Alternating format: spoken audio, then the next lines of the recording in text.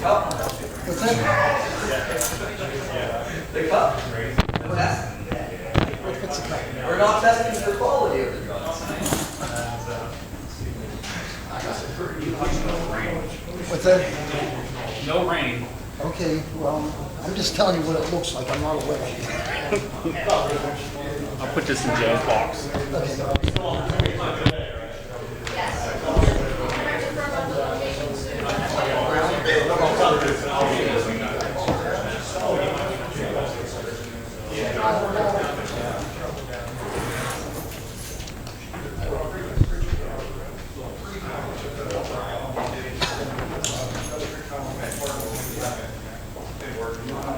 I was wondering why you're dressed up. I forgot you were going to.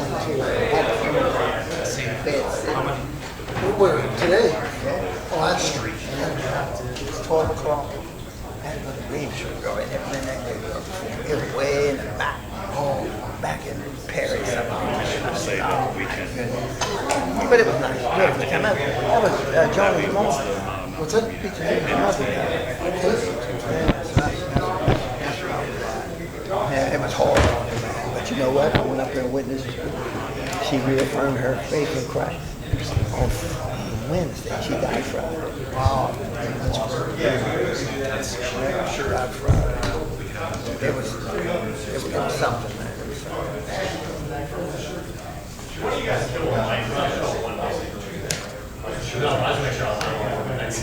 You want this one off?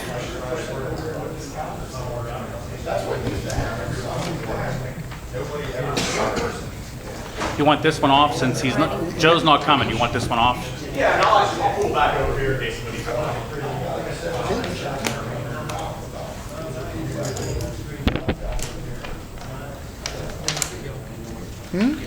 Yeah, I'm good. You didn't tell anyone everything. Okay. Good evening, everyone. Thank you all for attending this evening's City of Uniontown regular City Council meeting, September 7th, 2023. Roll call. Mr. Billy? Here. Mr. Basaki? Here. Mr. Winfrey? Here. Mr. Shuhon? Mayor Gurke? Here. All rise for the Pledge of Allegiance.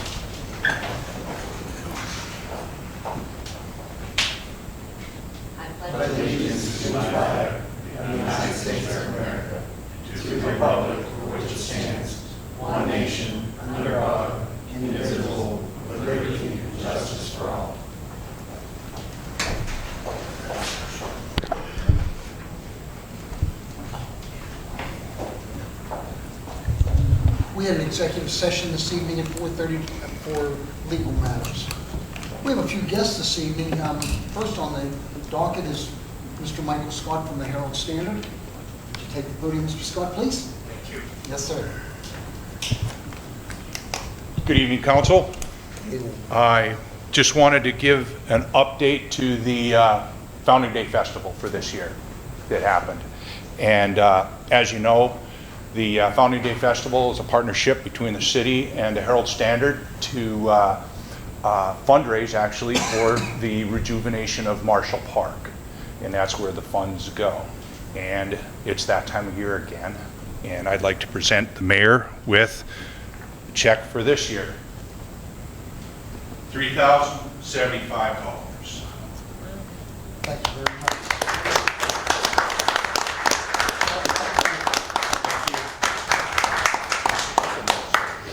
All right. I can't say how much I appreciate, and the Herald Standard appreciates working with the city on this and being partners. And we thank you for everything that you guys do to help this be a success. And we hope that we're doing everything we're supposed to do, that it's going to, so it can be successful for the years to come.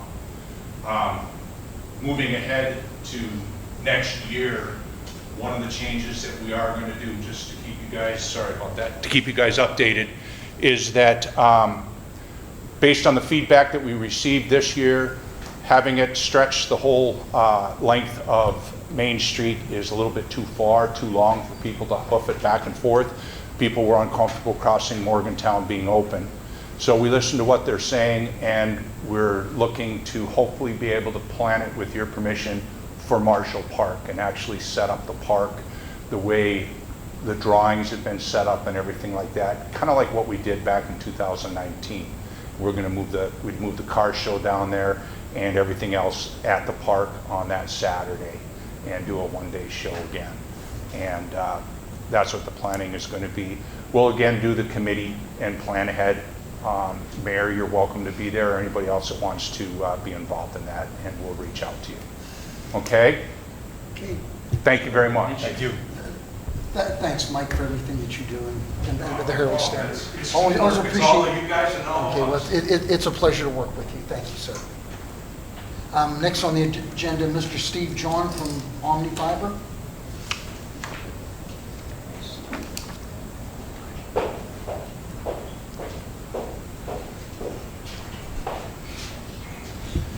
Good evening. Thank you, Council, for inviting me tonight.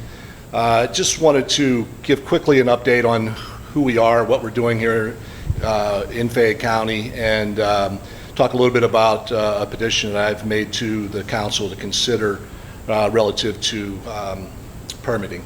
So Omni Fiber is a fiber optic based, privately funded broadband company based out of Cincinnati, Ohio. We've raised $300 million to build broadband in rural communities throughout Ohio and Pennsylvania. I am an advisor to Omni Fiber. I live here in Fayette County, I live here in Uniontown, North Union Township. And probably 4 or 5 years ago, I spent my career in broadband. I looked at building fiber optics here in Uniontown with some of my own funding and some other funding, but then I came across a company that I'd done business with years ago, Oak Hill Capital, and they convinced me to kind of pitch in with them. So I'm a co-investor and advisor to Omni, and we're currently building in 40 communities.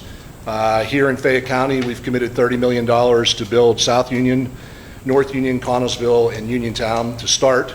And then we'll edge out to as much of the rest of the county as we possibly can. As you might be aware, there's a lot of federal funding available through BEAD funding and some other funds to expand broadband into what's considered unserved areas.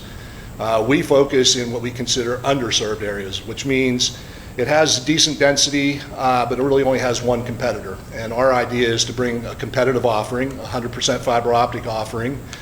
We believe competition is good. We believe that it'll bring pricing down across the board, and it'll cause everyone to focus on better customer service. So that's one of the reasons we look to come into communities like Uniontown. The reason I'm here is we've been talking to the city for approximately 6 months about permitting. Typically when we come into a community, we do a high-level design to start with, and we look at the feasibility, costs, and how much we're going to have to invest, what we can expect to return on that investment. As I said, we're 100% privately funded. We take no public funding. So it's our dollar, so we have to look at very seriously what's going to be the return on invested capital. Most of the time, we will try to build our fiber aerially, so on the telephone poles. But that can always be a challenge, especially here in Pennsylvania when the poles are jointly owned in some cases by Verizon and the power company. So there's lots of red tape trying to get through. How do you get onto the pole? You know, who's responsible? But we're getting through that. So one of the things we try to do to accelerate the process, even though it's considerably more expensive, is to look at building underground. And so what that means is we go into the public right-of-ways, and typically we will bore with a directional bore under the ground, and then we put our conduit in there, and then we run our fiber optics and build into the homes. Uniontown has an ordinance in place today that is really, it's named a street cut, and it's being interpreted that if we're boring, it's similar to a street cut, and it's just going to be cost prohibitive for us to be able to do the underground if we're paying the permit fees that are currently there. So what we've asked the city to do is consider a reduction in fees. As I said, we're building in 40 communities in Ohio and Pennsylvania, and I will tell you this is the only municipality where we've seen a fee structure that is based on linear feet. You know, as it stands today, K2 can attest to this, they're back there. It costs somewhere upwards of, $20 a foot to build underground to start with. You start adding 15 or 20 cents or 10 cents even a foot, and it just starts to make it cost prohibitive. So what we've asked the city to do, and what I'm here to petition, is to look at the proposal we've made to reduce the fees so that we don't have to bypass certain neighborhoods. We really want to be all-inclusive. We want to try to bring this service to as much of Fayette County as we can, especially North Union, South Union, Uniontown, and Connellsville, where we're starting to build already. We've started to build over in South Union. They've been great to work with. We're starting now into North Union. But we really do need to build here in Uniontown because our backbone provider, the provider that takes us to the main internet, Crown Communications, their main point of presence is here in the city. So we do have 2 permits underway. We're going to move forward with those permits, hopefully, regardless of whether this proposal gets done. But there's another 30-some permits applications that we're holding right now for the vast part of Uniontown that we're going to have to make a decision. Either we're going to wait for aerial or we're going to have to bypass some of those areas altogether. Any questions? I appreciate your time. Thank you. Thank you. Thank you, Mr. Chong. Any comments on agenda items only? Yes, sir. State your name and your address, please, sir. My name is Bob Backlund. No, I'm kidding. Jesse Blackburn. I'm on 128 Union Street. But I just wanted some clarification on 195. It just said you were going to do something with Ordinance 1750, reintroduce it or Tim, something. could you explain that? I didn't know what that was referring to, and that's all. That's it. No, absolutely. That's a good question. What ordinance, this ordinance is being proposed, it's to create a recreation board for the city. A recreation board. So it would be people that the city council would appoint to basically serve as an advisory board for recreation activities. That's what it is. And there's a copy here if you want a copy too. We can get that for you. Yeah. They're non-paid positions. It's a voluntary thing. Never get paid for fun, right? Any other comments on agenda items only? If not, I just have a few things to say this evening, and we'll move on. Number one, had a good meeting a week or so ago with the people from the state to talk about the Sheepskin Trail and the section Beeson Boulevard to the North Union corridor. Very positive. They're excited about getting this project completed for us, and there's, of course, funding that's needed, and they're hopefully going to get us that funding. Just want to thank Commissioner Vasides and Commissioner Dunn for attending and their continued efforts for making this a reality. I will keep you updated on what's going on. This evening, you'll see on the agenda that we're going to okay Nemacolin to have Nemacolin Days here back at Bailey Park on Wednesday, September 20th, 2 to 6 p.m. And Nemacolin will provide the food, drinks, games, and the highlight of the afternoon is the softball game with Uniontown first responders against the associates from Nemacolin. Last year in the rainstorm, Nemacolin beat us, but I think the outcome will be a little different this year. I want to thank the fire and the police department for bringing some of their apparatuses down so we can take pictures and just have a nice family event. It's free for everyone, so make a point to come down on September 20th between 2 and 6 at Bailey Park, and you can see all the nice things that we've done at Bailey Park. Before I go any further in talking about Bailey Park, I want to send a special thanks out to Joe Walkus. He goes the extra mile at Bailey Park. He really takes that very personal, and if anything's done at Bailey Park, if Joe doesn't have his hand, if he doesn't do it personally, he has his hands on it. So everything that goes on at Bailey Park, a lot is to thank Joe Walkus, and I can't thank him enough for all his efforts at Bailey Park. As Mr. Blackburn talked about number 195, resolution number 195, we're reactivating the Recreation Board. Good question, Jesse. And as I say in previous meetings, if you're interested in serving on this board or any other boards, please drop off your intent to City Hall, and If it's not for the rec board, maybe it's for something else, and we'll find an appropriate place for you to serve, because there's always room for more people to serve on the, on boards here in the city. So just keep that in mind. And then September 30th is our biannual cleanup day. September 30th, 9 o'clock. And usually we set up at the building, at the ground across from Maple Gardens, but that's not going to be available to us any longer because Community Action is building their homes down there. So we've been able to get St. Paul's Lutheran Church right next door to where we were. And we want to thank St. Paul's Lutheran Church for letting us use their parking lot as a staging area. And make sure you get out. It's a good time, and it does good for the community. You get out to see your friends and neighbors, so make a point to come down, and I'm sure everyone that's sitting at this table will be there, and everyone else from the city will be in attendance. So if you get a chance, come on down. And it's really a good time, and it's not like work, but it gets a job done. And that's about all I have for this evening. Thank you. Yes.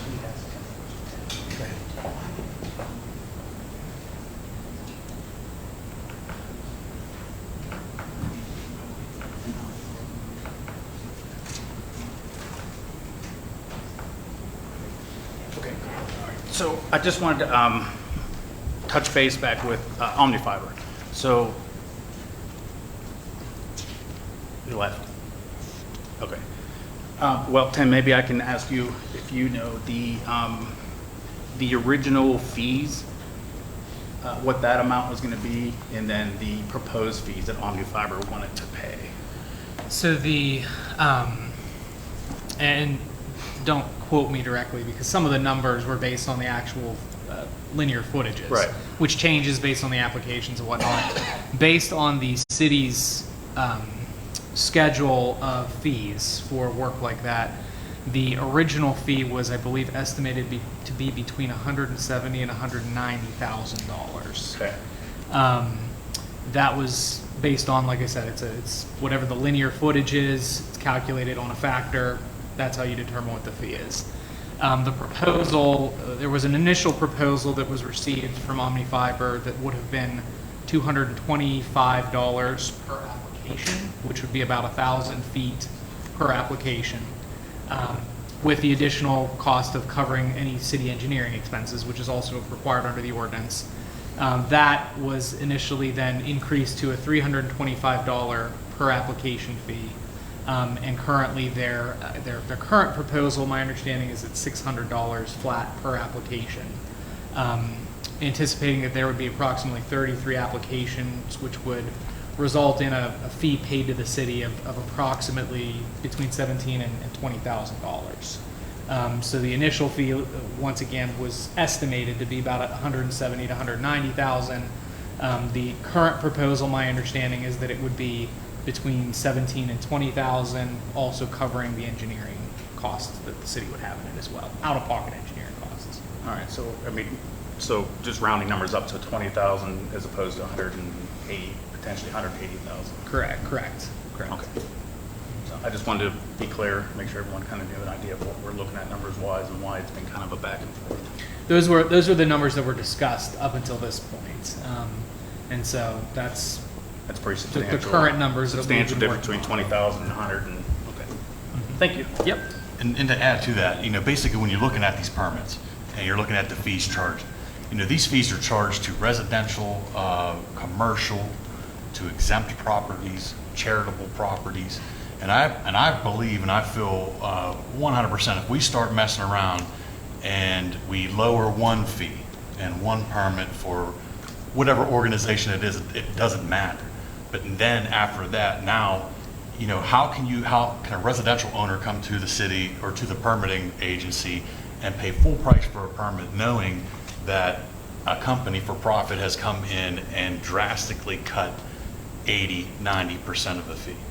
And then we're going to turn around and say, well, I'm sorry, Mr. Residential owner or commercial property owner, your permit fee is 100%, and we're not going to cut any deals. And I think that just doesn't sit well with me, and I don't think I'm talking out of line when I say it doesn't sit with council well as easy either as well. No. Thank you, I appreciate it, 'cause that's exactly what I was trying to. And I don't think, and to clarify, there's not one of us at this table that does not want fiber. And, you know, you get noise coming from all different angles saying that we don't want fiber. That is not the case. We are all on board with fiber. The thing is we're not going to sell the city out for fiber. That's the big thing. You know, that, correct me if I'm wrong, if we're going to go and start messing around with our permit fees, we need to have an amendment to the ordinance. Correct. I mean, that would be my recommendation. And just how to long make would that sure- take? How long would that take to put together? Generally, you're looking at 60 days minimum between introducing the ordinance, advertising, and then adoption in a subsequent meeting. So if we accepted that, the city would be accepting a minimum of 95%, average 95% discount given to the company for coming in. For, you mean the most current proposal or Right. the previous? The initial proposal was about 95% discount. The current proposal, I think, is a little bit higher of a percentage. It's closer to 10%. I'd have to do the math real quick, yeah. Okay. So all this money would be paid by the city, which is funded by the taxpayer, correct? There'd be Omni Fiber paying for the fees. Well, the loss would essentially be covered in our budget by the taxpayer. So instead of collecting 190,000, we could collect 20,000, but that loss, like, you know, it would be to the taxpayer. It goes nowhere. Who is also the beneficiary of having competition. I know there's hours on end where my service just drops with the reason I pay my bill every month. Right. I would love some competition. I understand you gotta give a little to get a little, and in the grand scheme of things, if we're helping 9,000 people with internet service, I kind of see that as an investment. Yeah. Even though we are taking a little bit of a loss, it may seem unfair, it is providing a bigger benefit that's available to everybody. And we're hoping more companies are going to come in too and see this, you know, and make this, you know, something that more companies are going to come in and give a competition for it.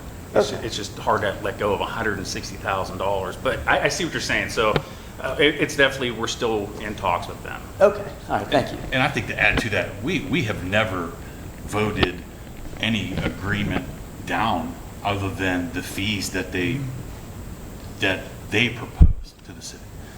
And so, you know, I'm not opposed to continuing to work with Omni to try to come closer to something that's agreeable. That fee is, I mean, the fee is what it is. We would have to create a new ordinance, amendment to that ordinance to even address that. Is there a rebuttal? I mean, like a response to maybe what they offer, maybe you can have just a little?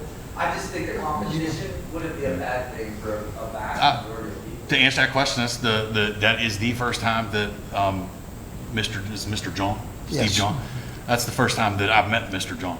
It was here at this meeting, and I think that's the biggest thing too. Whenever you're getting involved and you're going to make a decision, and it's an important decision, because what this affects is, you know, yes, I understand that we only have one carrier in the area, so that we lack competition. But where the city benefits from that as well is we have a franchise fee, and we know it's historical, and we're going to get that, and we plan for that. Will that affect our franchise fee? I believe it will affect the franchise fee. One question I would have had for Omni is are they willing to pay the city a franchise fee as well? You know, and it's something like what we did when we farmed out our sanitation department. You know, that was in-house, and yes, it did create revenue, but the overages that it was costing the city, and then when we outsourced it and we went to the, you know, before it was Veolia, then it was Advanced, and now we're county hauling. You know, those companies pay the city a franchise fee. That's where I worry about on that end is yes, and it's a multi-layer, different angles that you're looking at about this, and when it all comes down to is in the end, we want fiber optics. We all do. I just don't see the city giving it away just because somebody else did. And when you look at Omni Fiber, you know, it was said that they're in 40 different cities and 40 different projects. The website says they're working in 8 or 9 places, and that Uniontown is the only one in the state that they're proposing that they're working. I've heard that they're all over the place, and that's just not on their website. They're not publicly putting that information out there. I mean, so, you know, there's more communication and more conversation to have. It's not the end of Omni, and it's not the end of fiber talks. I mean, we're pushing through on it, and And again, it's negotiating in good faith, I guess you could say that. Okay. Steve, to answer your question, the math is their current proposal would be 11% approximately. So of they would what pay the 11% current- of the- What the actual So fee would an be. 89% discount. 89% discount. 89% discount. Okay. Thank you for your comments, Mr. Blackburn, Mr. Vasaki, Mr. Billy. Appreciate them all. Be resolved by the City Council of the City of Uniontown to receive the report of the treasurer for the month of August 2023, be and the same is hereby received and filed. Mr. Vasaki? Yes. Mr. Winfrey? Yes. Mr. Billy? I vote yes in receipt of the treasurer's report. Mayor Gurke? Yes. Be resolved by the City Council of the City of Uniontown to accept the minutes of the August 3rd, 2023 regular council meeting, be and the same is hereby accepted and filed. Mr. Winfrey? Yes. Mr. Billy? Yes. Mr. Vasaki? Yes. Mayor Gurke? Yes. Be resolved by the City Council of the City of Uniontown, council hereby directs the Director of Accounts and Finance to make payment of the following invoices for services rendered or products procured for the City of Uniontown for August 2023 invoices. In the General Fund, $138,262.47. Sewer Fund, $133,484.73. Recreation, $1,637.34. Highway, $5,945.96. Off-street, $2,332.24. Recycling, $1,982.83. Library, $41,450.42. Mr. Billy? Yes. Mr. Vasaki? Yes. Mr. Winfrey? Yes. Mayor Gurke? Yes. Be resolved by the City Council of the City of Uniontown to authorize a refund of 2023 city real estate taxes to Unlimited Housing for the Elderly Inc. in the amount of $21,090.43, as this property is exempt from real estate taxation. Mr. Vasaki? Yes. Mr. Winfrey? Yes. Mr. Billy?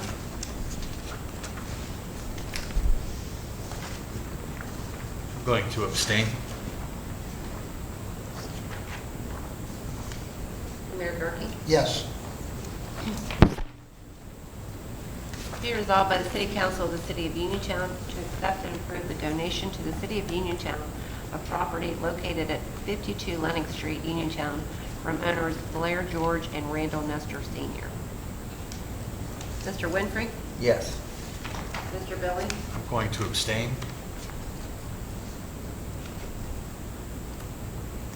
Mr. Vasaki? Yes.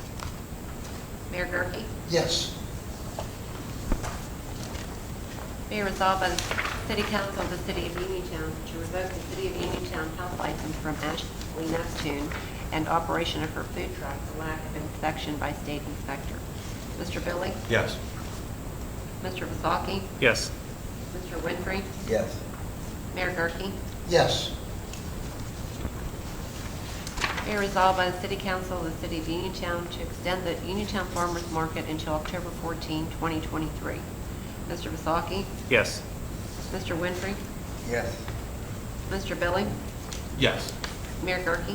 Yes, and I'd just like to say that that's been really successful, and I talked with the His and Hers farm, and they want to build on this, what's going on, and they asked for the extension. It wasn't that we went to them and asked them. So I'm very positive about the farmers market. Well attended, and if you get a chance to get down to the farmers market in the next few weeks, it's a good time. Yeah, it's Thank very, you. very well attended to add to that. And being this is being extended into October, if there's any seniors out there that have any food vouchers, this is a place that we have a few vendors there that accept these senior food vouchers. So this is something that if you have any extra and that, you're senior and you're looking where that you can, Saturday mornings from 9 to 1, it's a good place where you could use those food vouchers.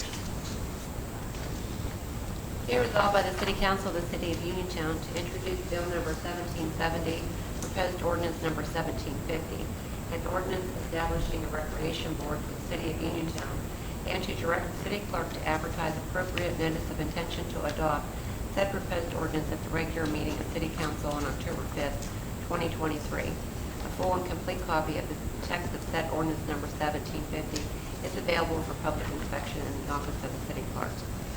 Mr. Winfrey? Yes. Mr. Billy? Yes. Mr. Vasaki? Yes. Mayor Gurke? Yes.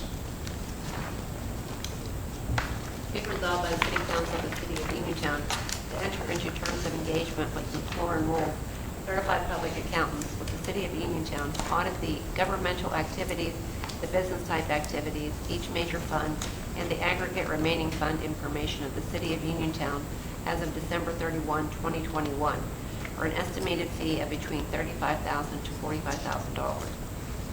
Mr. Billy? Yes. Mr. Vasaki? Yes. Mr. Winfrey? Yes. Mayor Gurke? Yes. Be resolved by the City Council of the City of Uniontown to hire Destiny Clippi as part-time clerk to the Department of Accounts and Finance at a rate of $13.50 per hour for up to 29 hours effective September 11, 2023. Mr. Vasaki? Yes. Mr. Winfrey? Yes. Mr. Billy? Yes. Mayor Gurke? Yes.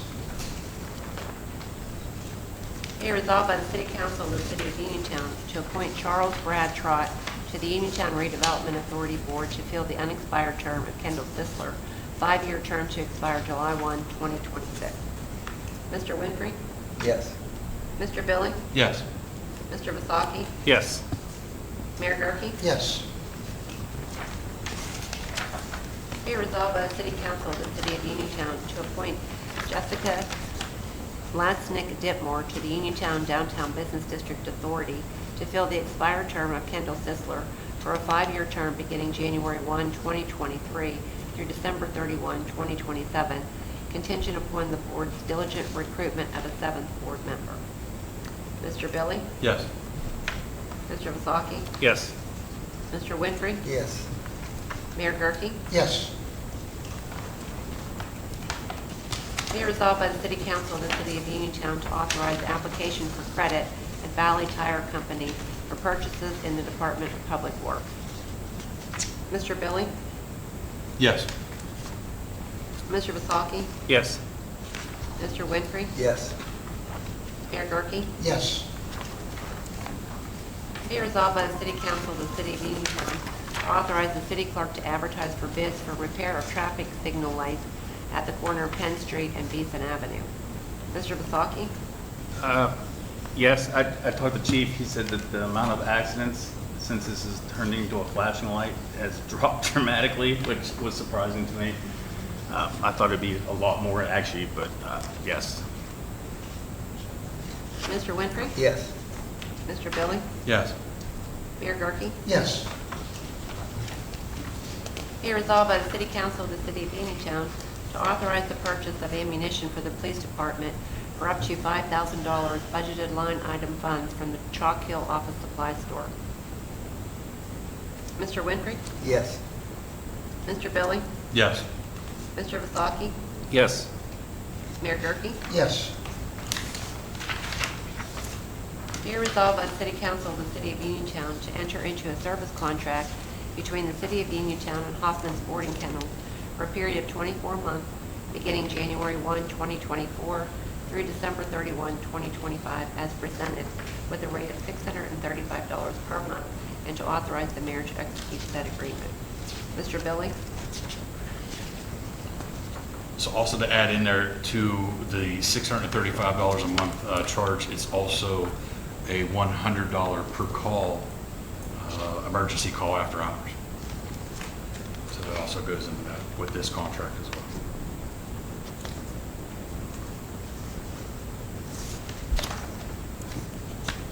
Yes. Mr. Vasaki? Yes. Mr. Winfrey? Yes. Mayor Gurke? Yes. Be resolved by the City Council of the City of Uniontown to authorize the purchase of sewer pipes and parts from LB Water Service, Inc. in the amount of $4,408.20. This is for replenishing stock that we've already used. So that's where this is coming from. It's we've been having some serious breaks. So, but this is to replenish stock and have just the parts on hand again. Mr. Vasaki? Yes. Mr. Winfrey? Yes. Mr. Billy? Yes. Mayor Gurke? Yes. Be resolved by the City Council of the City of Uniontown to approve annual testing of all fire department ground ladder trucks and the aerial device on truck number 1 at a cost of up to $1,700. Mr. Winfrey? Yes. Mr. Billy? Yes. Mr. Vasaki? Yes. Mayor Gurke? Yes. Be resolved by the City Council of the City of Uniontown to accept a grant award from Dick's Sporting Goods Foundation as part of its Sports Matter Community Grants Program in the amount of $5,000 to be used solely to support sports programs for children K through 12. Mr. Billy? Yes. Mr. Vasaki? Yes. Mr. Winfrey? Yes. Mayor Gurke? Yes. And this is very much needed. And reason being, we are at the end of the rec season, and the rec department has about $6,000 in it right now. So getting towards the end of the year, the end of the summer, it's really, that's where we need to really focus on the budget in the rec department. Yes. Be resolved by the City Council of the City of Uniontown to approve a city-sponsored Community Day event at Bailey Park hosted by Nemacolin on September 20th, 2023. Mr. Vasaki? Yes. Mr. Winfrey? Yes. Mr. Billy? Yes. Mayor Gurke? Yes. That's all I have. Thank you. Our monthly reports, Director of the Redevelopment Authority, Ms. Simmons.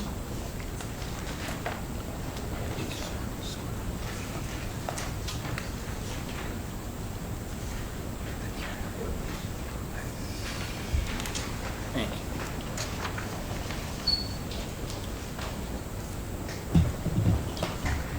Good evening, Council. In front of you, I've given you the agenda, the proposed program sheet. Didn't bring that tonight, but it's been reviewed at the CDBG work group meetings. So the CDBG status meetings was held September 1st, and I thank you, Councilman Billy, for giving my update last month. We hold our next meeting on tentatively September 29th. At that meeting, we reviewed and vetted and scored projects that were submitted as part of the 2023 CDBG application process. The 2023 application is due on October 27th, 2023. Our first hearing was August 9th, and the comment period closed August 25th. The 2023 applicant will be announced in the newspaper and pushed out on Facebook on September 11th. The second tentative meeting is scheduled September 21st. I left the one off of that at 6 p.m. The location is to be determined. We will try to hold the meeting as close to the project area as possible, so then we can get the comments that would directly affect in that area where the project's located. So that'll be forthcoming. On October 5th, the board will review all details of the project and resolve to submit to the Department of Community Economic Development for approximately $300,000 to include administration dollars. The quick glance review sheet, like I said, I'll get that to you. The only update on the sheet was Lemon Street Playground project. It is underway. The state approved the modification that helped us use expiring funding on a project at Lemon Street. The two-phase project is underway, so there'll be a pavilion ordered for Lemon Street, and the other project that's right now is going to start on September 18th. The contractor will get the pile of dirt out of there and finish the installation of the park. And that'll set us up nicely for the demolitions at 80 and 82, which will give us additional space to look at different projects moving forward. The demolitions, I mentioned 82. We also will be working on 80, which we recently will be purchasing, so we'll have that soon in our name at the authority.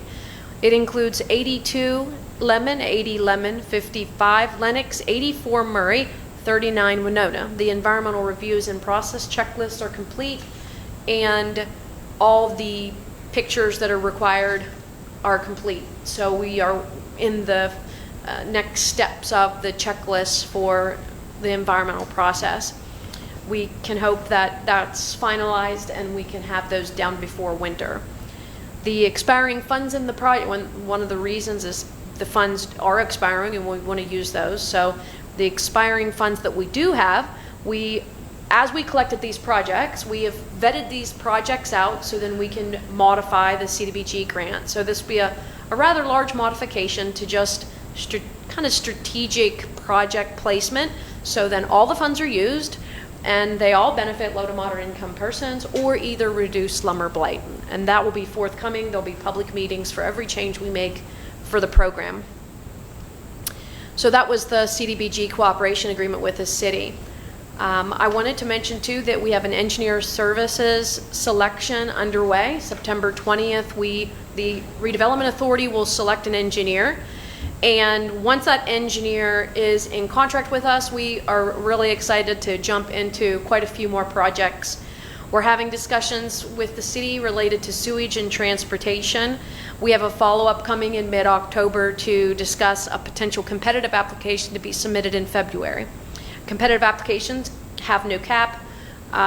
We're looking at maybe even $1 million project. So we want to identify those deficiencies, make a plan, and find out where we need to focus the most on the sewage system. And that same goes for transportation. Those discussions will be held, of course, with those in the city and sewage and street department. We will be submitting a home investment partnership application on September 15th. I'm doing everything I can to get it submitted. And that actual project is for existing owner-occupied housing rehabilitation. Please visit the Facebook page of the Redevelopment Authority. There is a form, a JOT form, which I encourage those low to moderate income persons to take a look at the income guidelines and determine if your house is in need of repair. Fill out that form so you can get on the wait list. It's not a commitment of funds, and we're probably going to get way more ask than what we have available, but we need to prove to the state that we have the need so then we can apply for the funding. Also, a form on the Facebook page is for contractors. One of the biggest challenges with housing rehabilitation and really any project we're doing is that we just don't have contractor interest, and we need certified licensed contractors to bid on these jobs. And there is some red tape involved, and sometimes that's a challenge for them. But if you're interested and you are a contractor or you know a contractor, you can go on the Redevelopment Authority Facebook page and fill out the form and attach the documents, so then you can be put on a list to receive any bid documents moving forward. So that's us soliciting interested homeowners and soliciting contractors. The summer concert series wrapped up and was a good time. They distributed basket for their punched cards, and it was another successful year. We'll have a discussion with WVU coming up on the 18th to talk about next year's. I wanted to review a little bit of our property. We own 50 or 60 properties with quite a few of them with structures.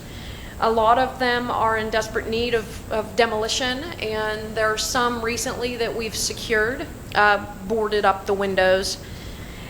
We have 4 over the past few months that either sold or was pending sale, and we have 14 that was purchased off the repository recently.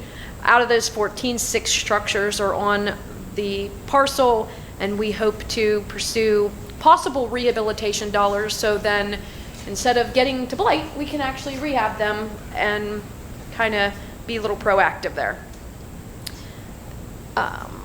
The Downtown Uniontown Business District Partnership will review and, if all goes well, approve a cooperation agreement with the Redevelopment Authority on Wednesday.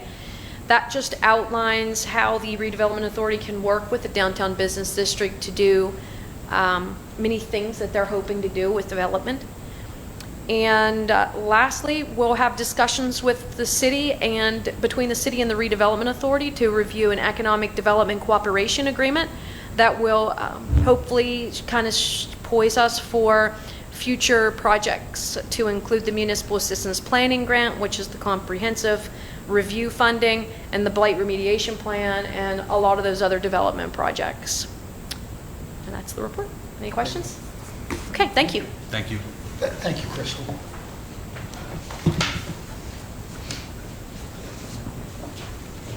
Chief Khan. Bingo. Bingo. All right, hi everybody.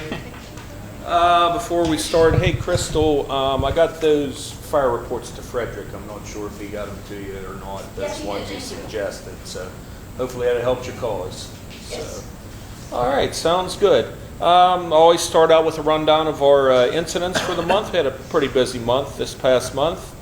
We had 11 fire-related incidents. These included 3 building fires, 2 trash fires, 1 dumpster fire, 1 scorch burn but no ignition, and 4 smoke scares but no active fire resulted. And as I always say, there's 5 more close calls. So yeah, very busy. Had 29 rescue-related incidents, 24 of those being motor vehicle collisions. 8 had injuries involved. We had 1 removal of an ill or injured person from a building, assisting EMS getting them out. We had 3 elevator rescues this month. It's been a real busy thing with elevators. Matter of fact, one of our personnel just completed an elevator rescue technician class at Assistant Chief Smithberger, so that's going to be a real big asset for the department. We get our share of those.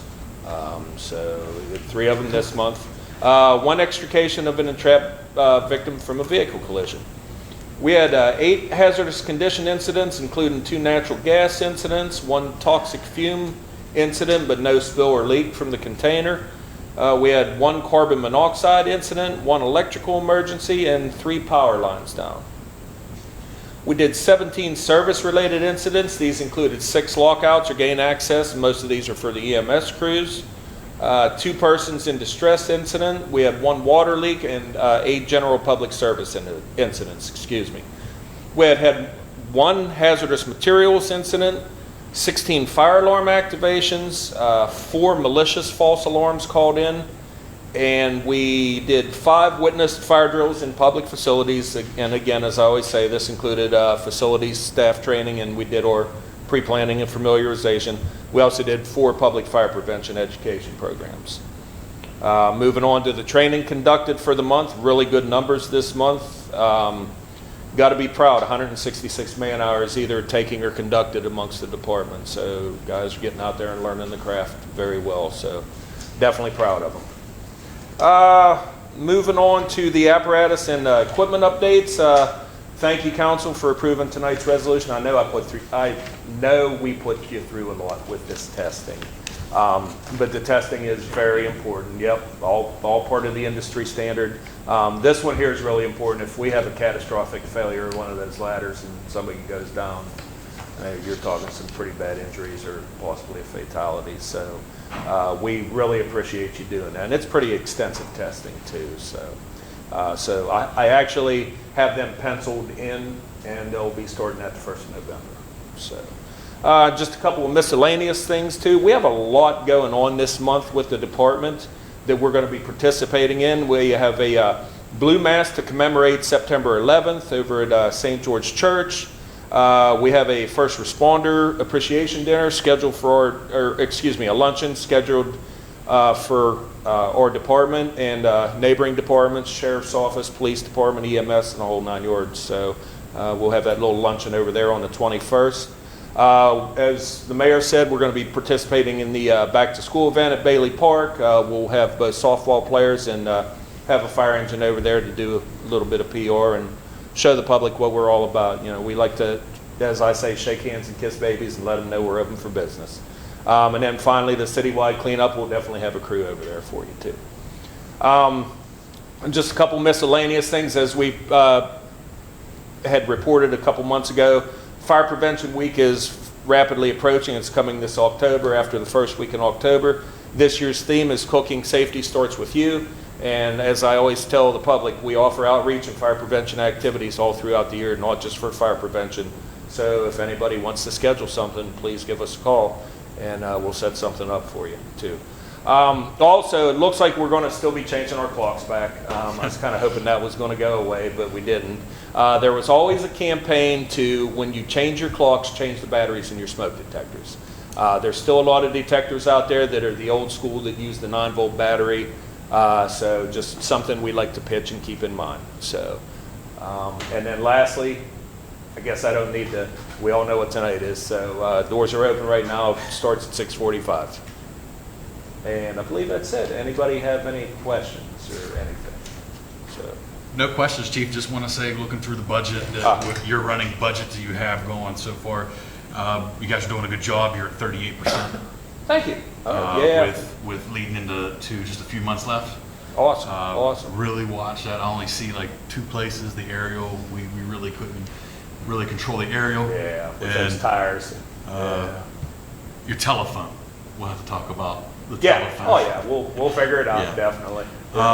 Get with that is it's budget time. Yeah. So if you could have something in this month, September, into the office here, that way we have enough time that we can go. We can put something together. Sure will. I appreciate Anytime it. that you want to meet over at Union Councilman, that'd be no problem as well. That sounds good. Hey, we appreciate all of your Absolutely. support too. So yeah, we're making it work. Yeah. So And I know I see Councilman Winfrey's vehicle here and at the station lot, so I know that he's on the job. he's our favorite visitor. He's on the job. He is. I always love seeing him come through the door. Yep. So, but hey, thanks everyone for your support, and we really appreciate it.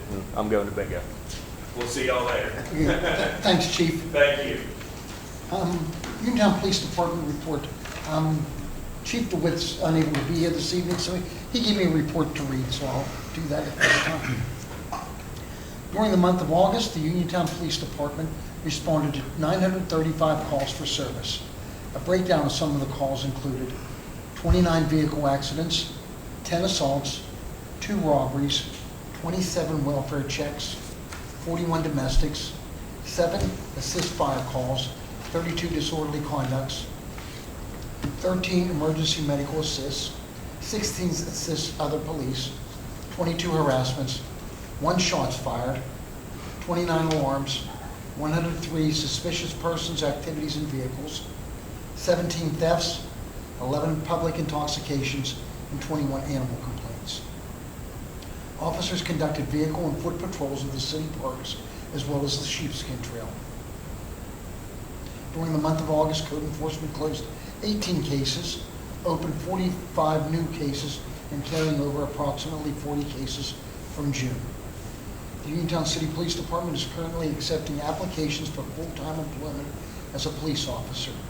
Any person 21 and older who has an Act 120 certification or is currently enrolled in an Act 120 academy may apply. Applications can be picked up at City Hall. Submitted by Delbert J. DeWitt. Thank you. Director of Public Works, Steve, do you have anything to report? Same as usual, just barely keeping our head above water. We're just still really short-handed. My guys are doing what they can do. Still a lot of breaks in the sewer lines. Appreciate council's support on getting the parts. It's helpful having them on stock when we need them instead of trying to scurry to get them. So really that's about it. And I have had a couple people come to me and I don't know if you want to say complain, but saying there's a lot of people that when they put their garbage out for garbage day, they're just putting the garbage bags out on the curb. Supposed to be using cans. It's attracting a lot of rats, a lot of mess, and we just need to remind people to please use your garbage cans instead of just throwing it on the side of the road for the night. So that's all I got. Okay, thank you, Councilman Basaki. At this time, public comment. Is there any public comment? Please take the podium. State your name and your address too, please, sir. And you do have 3 minutes that we offer to you. My name is Mr. Hickle, and I'd like to ask if the route used from Cool Spring Street down to Mifflin, down to Sea Race, down to Hickle Street, down to Persian, to Route 40, could something be done with the overgrowth there? It's getting really bad. And one day, I was coming over Hickle Street, that's where I'm there, and I was coming down the street there, and I heard sirens. And it was all growed up there, And I said, boy, that's really sounding like it's getting close. And you coming down Hickory Street, you can make a right or go straight across. I was about ready to go straight across when the Uniontown police people was chasing the truck, and everybody pulled out, they got broadside. So I took that upon myself, clear that corner up, because there's a lot of people come from the nursing home, and people just going back to Persian Wood, they installed this something. And another place, Walgreens. Have you ever heard from Walgreens about people flying through the parking lot? And the other day I was there, and there's 4 places that are senior citizen places there, and they're always occupied with somebody that doesn't need a spot. And if you go into the first row or second row, you have people flying through there like it's a race course, going down the beach light, they're just taking a shortcut to nowhere now. And I thought maybe something could be done about that before somebody gets hurt. There was a UPS truck there the other day when I was there, and he was parked right there picking up stuff, and a girl walked out behind his truck and almost got hit by a car flying through the parking lot.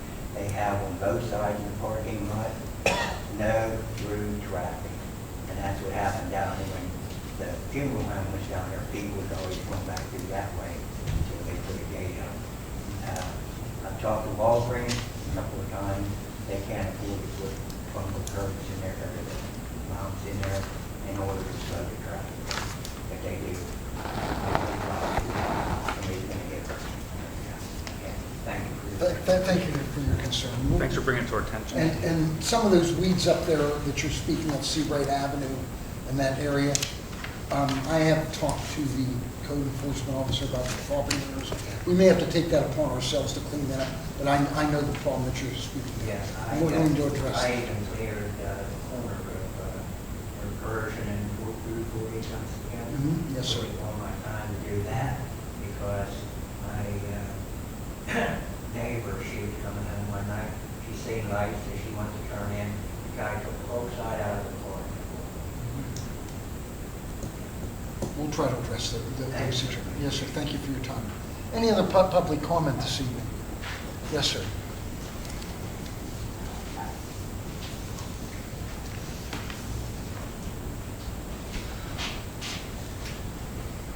Hello, my name is Greg Rudinsky at 24 Robinson Street.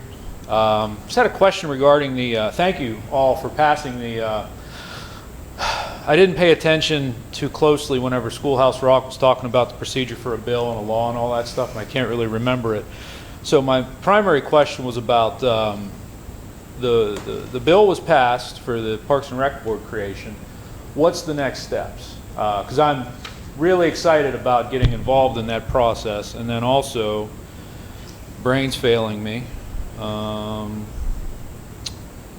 I was reviewing the city website trying to find the ordinance for a little bit of information. I was just wondering if I could make a suggestion as a loyal taxpayer that anytime there's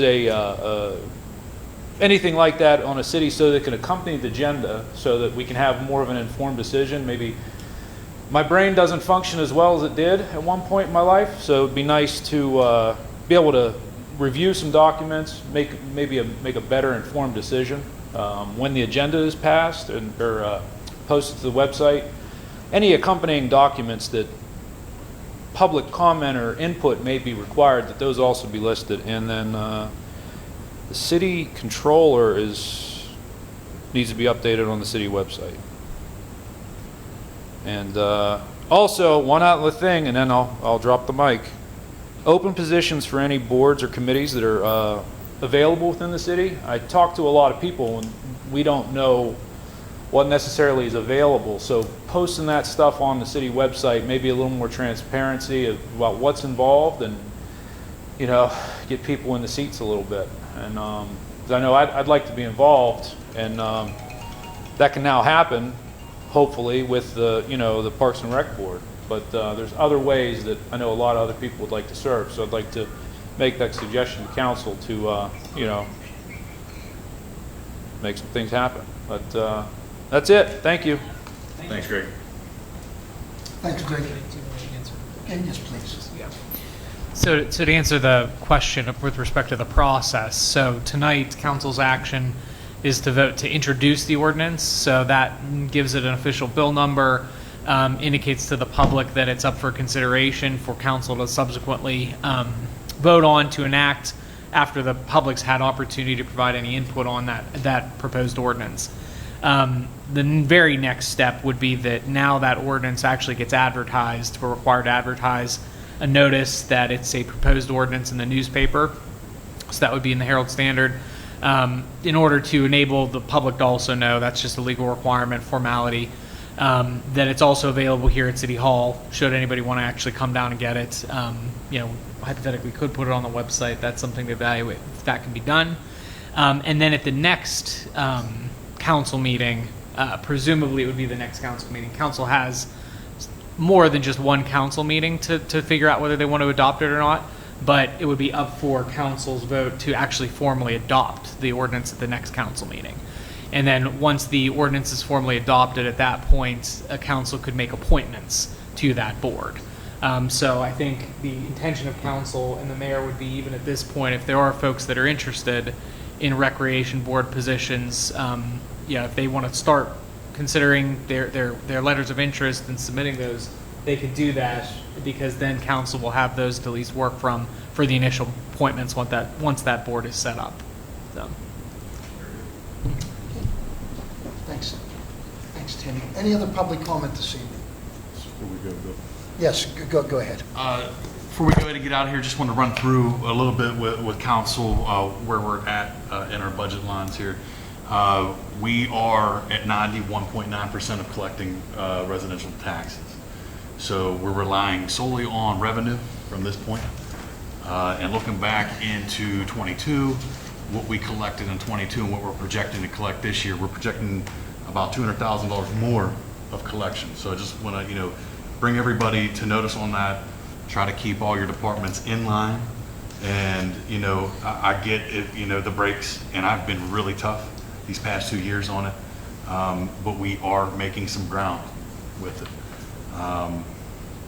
Things do look decent. Some of our areas, we have to watch our recreation fund. Looking back a couple years with that, we run really close at the end of the year if we want to do some of the things that are going to benefit the city next year. We really got to focus on that. Highway fund is pretty much what it is. It's sitting right around $100,000 right now. Off-street parking, the off-street's looking decent, and we got to think that the parking garage just came online for us with being paid off, and we're back up and collecting. And when the off-street, we're sitting right around 72,000 in that as well. We had an issue with the tax clearing account. We noticed earlier today, we had that squared up. The treasurer also gave some new information on a reconciliation as well. We talk about the sewer, and the sewer does well. And we have collected, a decent amount of revenue this year, and historically we do. In total collections so far this year, we've collected 1.8 in revenue, and that's in collections and different revenue line item streams in there. But also and this is something that council touched on last year and will probably touch on this year, is what's going on with the sewer rates. And that's something that we have to discuss and really take into consideration, because if we want to do anything fruitful with rehabilitation on infrastructure, that's going to be a big part of it. And and where we're at right now at the end of the year is that we're sitting right at 94,000 in the sewer fund right now, and that's going to fluctuate too, because what we're going to collect in further. So that's another thing. We need to focus on our landlord-tenant agreement and getting those landlord registrations. We're behind on those. That gives us the registry, and also gives us a point of contact and numbers for the redevelopment authority to go through the community block grant funds as well. We are looking pretty good in general, but here's the thing: we have got to hold tight on it. And there's future projects we want to do. We want to start. We should have already had the Beeson Street rails tore up and paved in already. So if we're looking to do those projects next year, we need to make sure that we have capital ready for that as well. So everyone, please talk to your people, keep them on the leash, because if we can finish this out strong, and then, and we have another year of that as well, we'll recoup what we've lost out and be sitting in a good position. And what this all is an attempt to lower the millage rate, okay? The big thing is when we raised the millage rate last year, and we're looking at it this year, if we could hold the line, the whole thing is hopefully we won't have to do the same thing this year. Okay, so I think that we're doing well. And we just got to continue to be aggressive with that. All right. Thank you. Thank you, Mr. Billy. I don't have anything else, Ms. Marshall. Be it resolved by the City Council of the City of Uniontown, the council hereby adjourns to meet October 5th, 2023 at 5 p.m. Mr. Billy? Yes. Mr. Vasaki? Yes. Mr. Winfrey? Yes. Mayor Gurke? Yes. Thank you all for attending. Thank you.